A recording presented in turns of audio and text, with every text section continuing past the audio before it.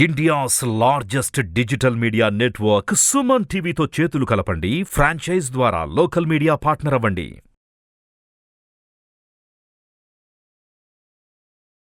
సుమన్ టీవీకి స్వాగతం. నవంబర్ నెల ద్వాదశ రాశుల వారికి ఏ రకంగా ఉండబోతుంది, నవగ్రహాలు ఏ స్థానాల్లో ఉన్నాయి, ఆ నవగ్రహాలు ఎటువంటి ఫలితాలను అందించబోతుంది, విద్య, ఉద్యోగం, వ్యాపారం, ఆరోగ్యం వీటన్నిటిలోని ఆ నవగ్రహాలు ఎటువంటి ఫలితాలని అందజేస్తున్నాయి, మనకు కొన్ని విషయాలను తెలియజేసేందుకు మనతో పాటు ఉన్నారు జ్యోతిష్య రత్న, జ్యోతిష్య చక్ర వైభవ నిపుణులు డాక్టర్ రాళ్లపల్లి రవికుమార్ గారు. గురుగారు నమస్కారం అండి. నమస్కారం. గురుగారు, ముందుగా అంటే ద్వాదశ రాశుల వారికి ఎలా ఉండబోతుందో తెలియజేసే ముందు ఈ ద్వాదశ రాశుల వారికి నవగ్రహాలు స్థానాలు ఎక్కడెక్కడ ఉన్నాయో తెలియజేస్తారా? శరదిందు సమాకారే పరబ్రహ్మ స్వరూపిణి వాసరాపీఠ నిలయే సరస్వతి నమోస్తుతే. అందరికీ నమస్కారం.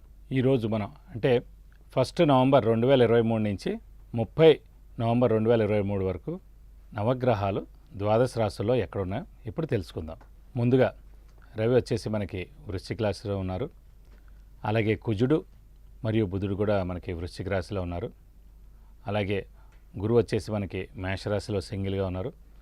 రాహుతో కలయిక విడిపోయిందండి, కాబట్టి గురు చండాలయం కూడా వెళ్ళిపోయింది, కాబట్టి మేషరాశిలో విడిగా గురువు ఉన్నారు. అలాగే శని వచ్చేసి మనకి స్వస్థానమైన కుంభరాశిలో ఉన్నారు. అలాగే మనకి రాహు వచ్చేసి మీన రాశిలో ప్రవేశించాడు. ప్రస్తుతం ఏడార్థం పాటు అంటే 1.5 year పాటు మీన రాశిలో ఉంటారు. అలాగే మనకి కేతు వచ్చేసి మనకి కన్యారాశిలో ఉన్నారు. కన్యారాశిలో కేతు ఏడార్థం పాటు ఉంటారు.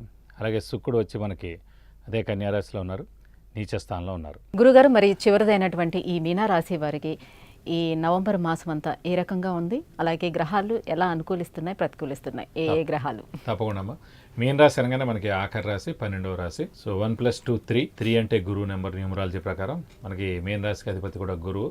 సో గురువు ఇది కరెక్ట్ మ్యాచ్ అయ్యింది అనుకోండి. కాబట్టి దైవబలం, దైవానుగ్రహం పరిపూర్ణంగా ఉండే రాశి ధనుసు రాశి, మీన రాశి. ఎందుకంటే ధనుసు రాశికి అధిపతి గురువే, మీన రాశికి అధిపతి గురువే. ప్లస్ ఆఖరి రాశి అంటే కనుక మేష నుంచి స్టార్ట్, మీనం లాస్ట్. 12వ స్థానం సాధారణంగా లగ్నం నుంచి చూసినా కూడా మోక్షానికి, దైవానికి కారకుడు 12th house అండి.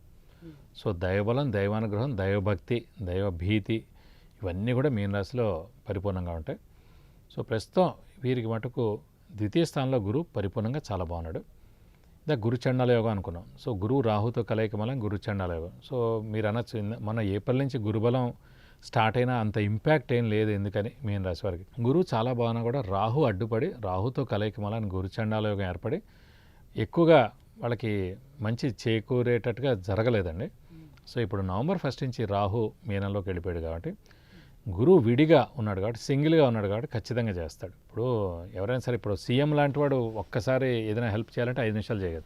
మినిస్టర్ ఎంత చేయాలన్నా కూడా మళ్ళీ సీఎంని అడగాలి, లేకపోతే ఇంకోళ్ళని అడగాలి, ఏదైనా. సో అలాగే ఇండివిజువల్గా ఉన్నప్పుడు గురువు ఏదైనా చేయగలడు. రాహుతో కలిసిన, కేతుతో కలిసిన ఏం చేయలేడండి. కాబట్టి గురుబలం పరిపూర్ణంగా ఉంది కాబట్టి ఇటుపైన అంటే నెక్స్ట్ ఏడాది ఏప్రిల్ దాకా ఖచ్చితంగా అవివాహితులు వివాహం అవడం, సంతానం లేని వాడు సంతానం కలగడం, నిరుద్యోగులు ఉద్యోగం రావడం, ఉద్యోగస్తులు ప్రమోషన్ రావడం, మంచి నేమ్ అండ్ ఫేమ్ రావడం, బాస్ నుంచి మన్నన పొందడం, అలాగే ఫారెన్ టూర్ విజిట్ అసైన్మెంట్స్ రావడం, ఇవన్నీ కూడా. అంటే ద్వితీయ స్థానంలో ఉన్నటువంటి గురువు ఎలాంటి లాభాన్ని ఇస్తాడు? ద్వితీయ స్థానం దేనికి? ఇందాక ద్వితీయ స్థానం గురించి అనుకున్నాం. ద్వితీయ అంటే కుటుంబ స్థానం, వాక్ స్థానం, ధనస్థానం, నేత్రస్థానం. ఈ 4 స్థానాలని కూడా మనకి ద్వితీయ స్థానం అంటారు. సో కుటుంబం చాలా బాగుంటుంది, కుటుంబంలో భార్యాభర్తల మధ్య అన్యోన్యత ఉంటుంది, ధనానికి ఏ ఇబ్బంది ఉండదు, అలాగే వాక్కు చాలా బాగుంటుంది, అలాగే నేత్రం అంటే కళ్ళు ప్లస్ ఆరోగ్యం చాలా బాగుంటుంది. కాబట్టి ఇవన్నీ కూడా అందులో కవర్ అయిపోతాయి. అలాగే ధనానికి కూడా కారకుడు గురువే అండి. ఆ ధన స్థానమే ద్వితీయ స్థానం అయింది కాబట్టి ధనానికి అస్సలు ఏం ఇబ్బంది ఉండదు మీన రాశి వారికి ప్రస్తుతం ఏప్రిల్ దాకా. అలాగే శని మటుకు వ్యయ స్థానంలో ఉన్నాడు. శని ఇప్పుడే స్టార్ట్ అయ్యాడు కూడా అంత ఇంపాక్ట్ ఏమి ఉండదండి. జస్ట్ ఇప్పుడే అంటే గురువు ధనాన్ని ఇస్తాడు, శని అంటే శని మామూలుగా చెప్తాను 10 నెలలే ఇంకా అయింది. జనవరి స్టార్ట్ అయింది కాబట్టి 10 నెలలు అయింది కాబట్టి అంత ఇంపాక్ట్ ఉండదు. 2025 ఏప్రిల్ నుంచి సెకండ్ ఫేజ్ వస్తుంది మీన రాశిలోకి శని. అప్పటి నుంచి ఎక్కువ ఇంపాక్ట్ ఉంటుంది. ఇప్పుడేం పర్వాలేదు. శని వ్యయంలో ఉండడం వల్ల నిద్ర తక్కువ పడుతుంది, డబ్బు ఖర్చు విపరీతంగా ఉంటుంది. ఎవరికైనా డబ్బులు ఇస్తే ఈ సమయంలో తిరిగి రావు.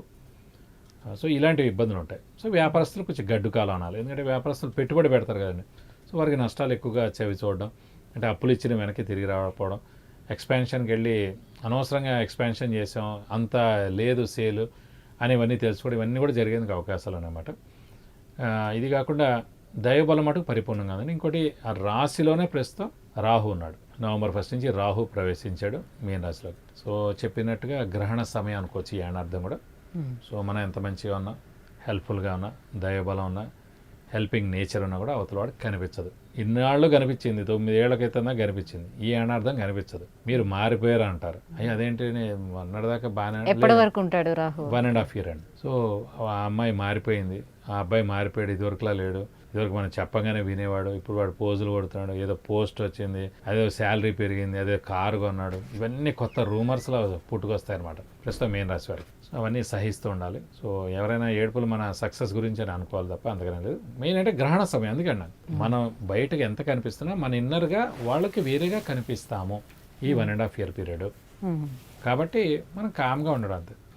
ఈ సమయాన్ని మనం గెంటేస్తే సరిపోతుంది. తర్వాత ఆటోమేటిక్గా మళ్ళీ వీళ్ళందరూ మామూలు వాళ్ళు అవుతారు. సారీ నేను ఆ రోజు నేను అలా అనకూడదు, సారీ ఇలా నేను ఊహించాను, వాడెవడో చెప్పడం వల్ల ఇలా, నీ ఫోన్ ఎత్తపోవడం వల్ల ఇలా, నీ మెసేజ్ ఇలా ఉండడం వల్ల ఇవంతా రాంగ్ వేలో తీసుకుంటారు, డ్రాగ్ అయిపోతుందండి. నష్టమేం లేదు, ఎవరికైనా తప్పదు, ఎలాంటి వాడికైనా తప్పదు. రాముడికైనా తప్పదు, కృష్ణుడు పాలల్లో చూస్తే ఏదో అయింది, రాముడు వనవాసాలు ఎంతటి వాడికైనా తప్పదు. సో మామూలు వాళ్ళం కాబట్టి ఇవి తప్పవని అనుకోవాలి. కానీ గురుబలం ఉంది కాబట్టి ప్రస్తుతం నెక్స్ట్ ఏడాది ఏప్రిల్ దాకా మటుకు చాలా బాగుంటుంది. ఆరోగ్యపరంగా అలాగే విద్యార్థులకు ఏ రకంగా ఉంటుంది? విద్యార్థులకి పర్వాలేదండి. నెక్స్ట్ ఏడాది ఏప్రిల్ దాకా వాళ్ళకి సరైన సమయం. అంటే వాళ్ళు మెయిన్గా పోటీ పరీక్షలు ఏం రాసినా కూడా అవన్నీ కూడా తప్పకుండా వారు క్లియర్ చేస్తారు. మంచి ర్యాంకులు, మంచి యూనివర్సిటీలో రావడం ఇవన్నీ కూడా జరుగుతాయి, ప్రాబ్లం లేదు. ఆరోగ్య విషయం కూడా కొంచెం మిశ్రమంగా ఉంటుంది. ఎందుకంటే ఏల్ నట్స్ అని కొద్దిగా ఇంపాక్ట్ మాలని, ప్లస్ ముఖ్యంగా రాహు మీన రాశిలో ఉన్నాడు కాబట్టి ఆ చంద్రుడు అంటే మనస్సు బుద్ధి కారకుడు అండి. సో అది తొలిచేస్తుంటుంది అన్నమాట మనస్సుని, మైండ్ని. ఏదో విధంగా ఆలోచన, అధైర్యం, ఎవరో ఏదన్నారని, సరిగ్గా ఉన్నా కూడా వాళ్ళు గుర్తించలేని, నేను ఎంతో పని చేస్తాను, మా అత్తగారు తోడుకోవాలని పొగిడిందని, అదే ఆడపడుచు వచ్చాను కూడా 3 నెలలు మన ఇంట్లో ఉండిపోయి అది సాధించేసిందని, ఇవన్నీ ఈ అకౌంట్లోకి వేసేసుకోవచ్చు అన్నమాట. సో మీన రాశి వాళ్ళు రెడీగా ఉండాలి. తోడుకోవాళ్ళు కొన్ని రోజులు ఎక్కువగా ఉండడం అనేది, ఆడపడుచు ఇంట్లో ఎక్కువగా ఉండేది అనేది, ప్లస్ ఈ అత్తగారు ఇంకో మరిది కానీ బావగారి ఇంట్లో లేకుండా ఇక్కడ ఎక్కువగా ఉండేది, ఇవన్నీ రాబోతున్నాయి అన్నమాట. మీన రాశి వారు అలర్ట్గా ఉండాలి. గురుగారు, మరి ఏ రంగంలో ఉండే వాళ్ళకి బాగా రాణించే అవకాశం ఉంటుంది? సాధారణంగా ఈ గురువు చాలా బాగున్నాడు కాబట్టి ఎడ్యుకేషనల్ ఫీల్డ్ అండి, బ్యాంక్ ఫీల్డ్, ట్యూషన్స్ చెప్పేవాళ్ళు, అలాగే పురోహితులు, వేద పండితులు, అలాగే జ్యోతిష్యం వారు, వాస్తు వారు, నవరత్నాలు చెప్పేవారు, వీళ్ళందరూ కూడా ఈ గురువు చాలా బాగున్నాడు కాబట్టి ఈ ప్రొఫెషన్స్, ఈ రంగం వాళ్ళు మటుకు తప్పకుండా సక్సెస్ అవుతారు. మరి యోగ్యమైనటువంటి ఫలితాలను పొందేందుకు ఏ దైవారాధన చేయాలి, ఎటువంటి పరిహారాలని పాటించాలి, ఎలాంటి దాన ధర్మాలు చేసుకోవాలి? ప్రస్తుతం మనకి ఓన్లీ శని ఇంపాక్ట్ ఎక్కువగా ఉంది కాబట్టి అండి, ప్రతి శనివారం ఉపవాసం ఉండడం, అలాగే వీలైతే ఒకసారి శనివారం రోజు రక్తదానం చేయడం, ఆంజనేయ స్వామిని అలాగే వెంకటేశ్వర స్వామిని ఎక్కువగా ఆరాధించడం ద్వారా వీరికి చాలా యోగాన్ని కలగజేస్తుందని చెప్పుకోవాలి. గురుగారు, 12 రాశుల వారికి ఈ మాసం అంతా ఏ రకంగా ఉండబోతుందో తెలియజేసినందుకు ధన్యవాదాలు. నమస్కారం.